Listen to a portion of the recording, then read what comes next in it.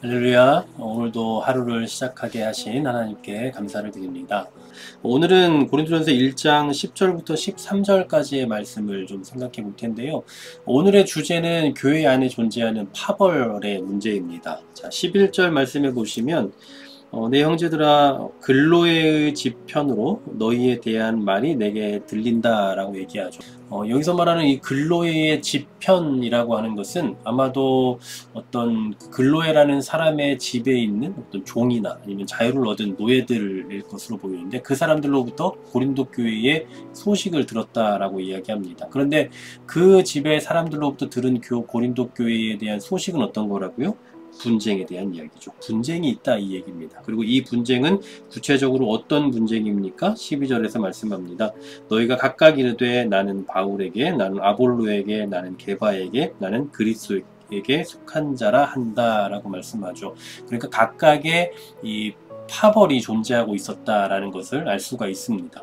그리고 이 파벌이 있다라는 것은 무엇을 의미하는 겁니까? 서로가 서로를 인정하지 않는 거죠. 서로가 거부하는 거예요.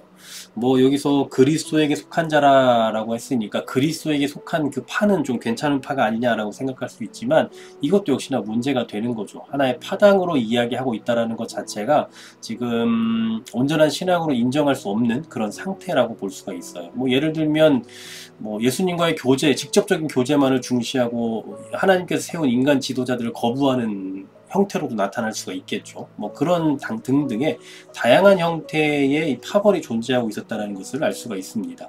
그렇다면 이렇게 분쟁하고 있는 교회에 주신 그 말씀이 뭔가 한번 보십시오. 10절 말씀입니다. 형제들아 라고 시작을 하고 있어요. 형제들아, 하나님의 가족으로 여기고 있는 겁니다. 그냥 단순히 가족처럼 생각하는 것이 아니라 그냥 말 그대로 가족으로 여기고 있는 거죠. 그러면서 말하기를 뭐라고 말하고 있습니까?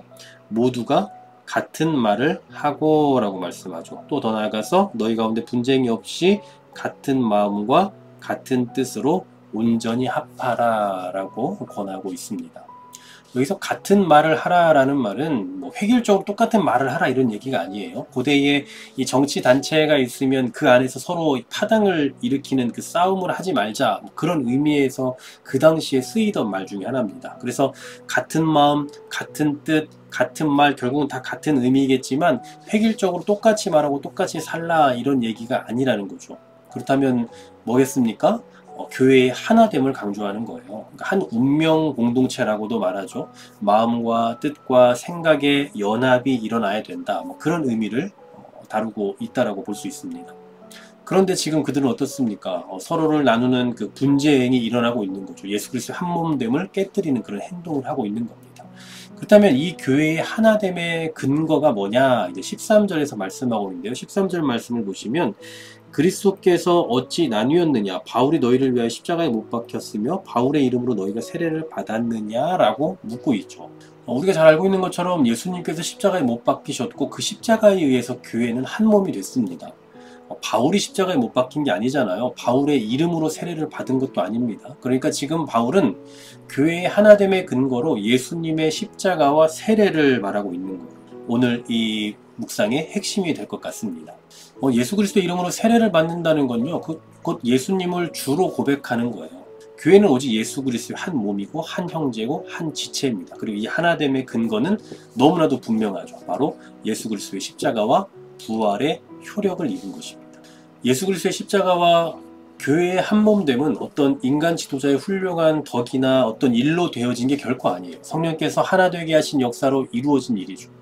분쟁은 이런 한 몸 된 공동체를 깨는 행위입니다. 어떻게 그리스도의 몸이 되었는지, 그리고 그 근본적인 신앙을 집어 던지려고 하는 행위다라고 그렇게 볼 수 있는 거죠. 그런데 여기서 우리가 좀 주의해야 될 것은 지금 세례라는 것이 등장하고 있잖아요. 세례라는 것은 예수 그리스도의 연합 관계 안으로 들어오는 것을 말하는 겁니다. 어떤 식으로 우리가 예수 안에 들어와야 되느냐라고 하면 어떤 개인적인 그 주관적인 방법으로 들어오는 것이 아니라 오직 한 분 예수 그리스도로만 말미암는다라는 사실이죠. 그게 무슨 얘기냐면 어떤 각각의 사람들이 낸 방법들이 있잖아요. 뭐 이를테면 어떤 분은 뭐 기도원에 가서 예수님을 알게 됐다. 그러니까 다 같이 기도원에 가자. 뭐 이렇게 하는 뭐 그런 방식이 아니라 오직 예수 그리스도로 말미암아서 우리가 한 몸이 되고 교회가 이루어질 수 있다라는 사실이죠. 여러분 만약에 어떤 각각의 사람들이 낸 그 방법대로 우리가 하게 된다면 그럼 그것이 자랑이 되는 거죠. 방법이 구원을 주는 게 결코 아닙니다. 방법이 한 몸을 이루도록 하는 것도 결코 아니에요. 각자의 방법은 그냥 각자가 가지면 되는 거고요. 일치라는 것은 한 몸 된다라는 것은 교회 된다라는 것은 오직 예수 그리스도의 십자가로 이루어진다라는 사실입니다. 우리의 자랑은 교회의 크고 작음에 있는 것이 아니고요. 또 우리 어떤 환경에 있는 것이 아니고 예수 그리스도의 십자가라는 일치성이 있어야 한다라는 사실이죠. 교회됨에 있어서 가장 중요한 그 본질, 바로 십자가.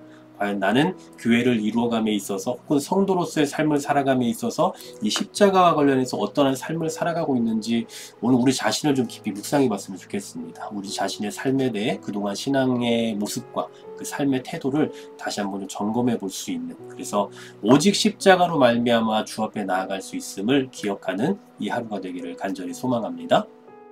하나님 감사합니다. 오늘도 우리가 주의 교회를 이루는 자로서 또 각각의 세상의 삶의 현장과 그 환경을 살아가게 될 텐데 우리가 잊지 말아야 할 그 분명한 사실은 오직 십자가로 말미암아 우리가 하나 된다는 사실인 줄 믿습니다. 십자가로 말미암아 교회를 이루고 십자가로 말미암아 우리의 삶의 환경을 열어갈 수 있는 믿음의 삶을 살아가는 우리가 되게 하여 주옵소서. 예수 그리스도의 이름으로 기도하옵나이다.